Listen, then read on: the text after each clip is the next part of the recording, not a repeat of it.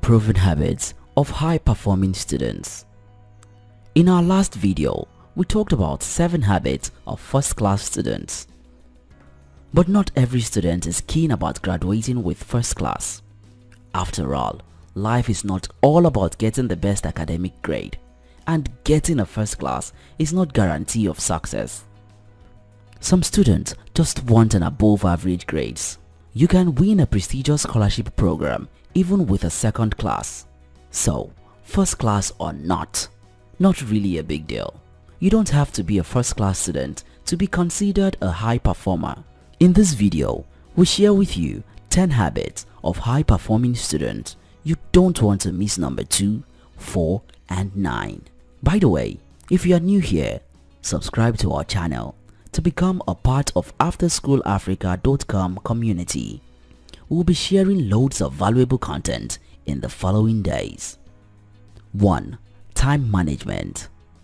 The major difference between high-performing student and the average student is how and what they do with their time. High-performing students set small incremental goals and pay attention to a clock. They don't do what they feel like doing. They do what they have to do when they don't feel like it.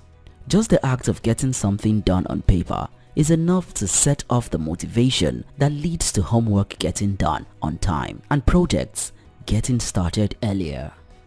Number 2. They distribute their practice. They don't cram. The average student waits until the last minute to study for tests and exams. Hence, they tend to compensate the urgency with cramming their notes. This can pay off in the immediate term, but when you need to learn on a deeper level, it backfires. Here is why cramming doesn't work.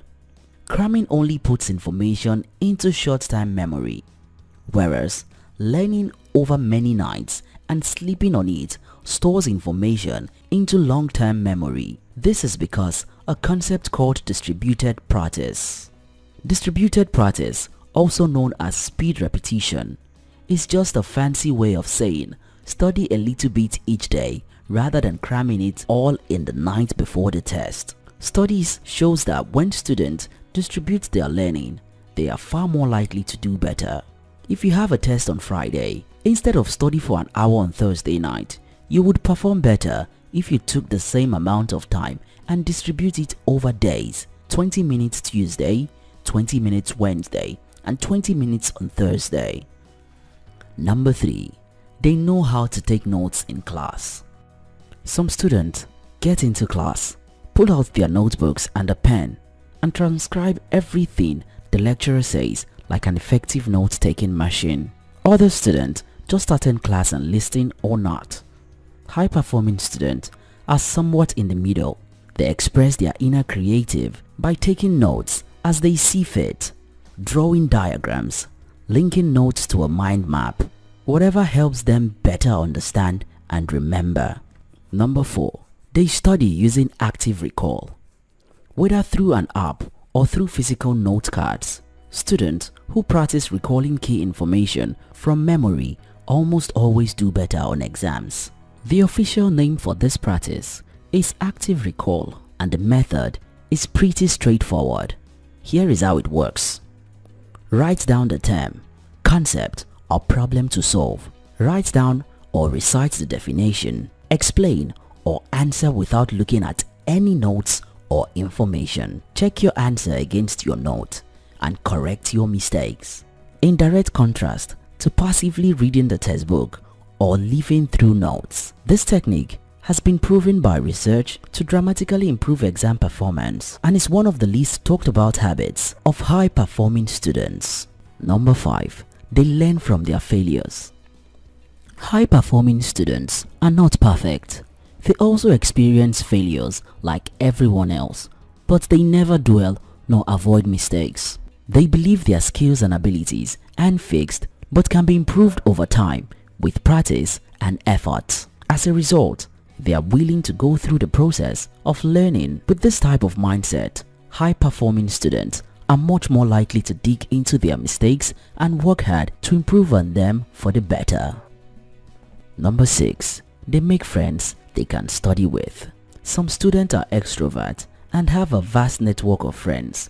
they can reach out to at a moment's notice. For others, making friends in class can feel like climbing a mountain. Regardless of their natural temperament, a high-performing student has at least a few other classmates she can reach out to for classwork. They don't just make friends for social activities, they intentionally make friends for study reasons. Number 7. They don't rely on their parents. A young man who won over $200,000 in scholarship for undergraduates and later on masters said his parents had no idea he was applying until he won. They even objected to his travel to the US to study, but he insisted. High-performing students seek out learning opportunities themselves. They don't wait for their parents to tell them about available scholarship opportunities or valuable skill sets to learn. They seek out knowledge and information themselves and learn what it takes to make the most of them. The more a student can expand their abilities and the level of competency independently, the better, because it sets the stage for success in life when it's time to experience the real world. Number 8. They know how to ask for help, but try to find the answers themselves first. On one hand, one of the most consistent habits of high-performing students is their comfort and ability to ask questions. On the other hand, these students also know that they need first to put in the effort to find the answers themselves. Whether that's looking back through their class notes, reviewing the textbook for explanations and examples, or searching on Google, they make the effort to know before asking. Number 9. They don't focus on motivation, they focus on habits. Motivation comes and goes. If you depend on motivation to get work done, it's going to be difficult to make consistent progress. High-performing students understand that even if they are feeling down or tired, they still need to do their work, even if it means going back to fix it later. Learn to prioritize forming habits over motivation. You don't have to feel good to get your work done. You just have to start. When you stop focusing on motivation, you are able to drive yourself to learn and succeed. Number 10. They know school isn't everything. Contrary to what you think, the high-performing students don't wrap their entire life around academic performance. They also thrive in extracurricular activities. They have hobbies and get good at them. They have fun. They hang out with friends from time to time. They volunteer and get involved in activities to develop leadership and communication skills. These outside school activities make them well-rounded and goes a long way towards helping them succeed in and out of school. Small behavioral changes lead to long-term results. Let us know in the comments the habits you are going to work on and why. We love reading your comments. If you found this video helpful, give it a thumbs up and share with someone. If you are yet to subscribe to our channel, this is likely a good time to subscribe. Until next time, your success matters.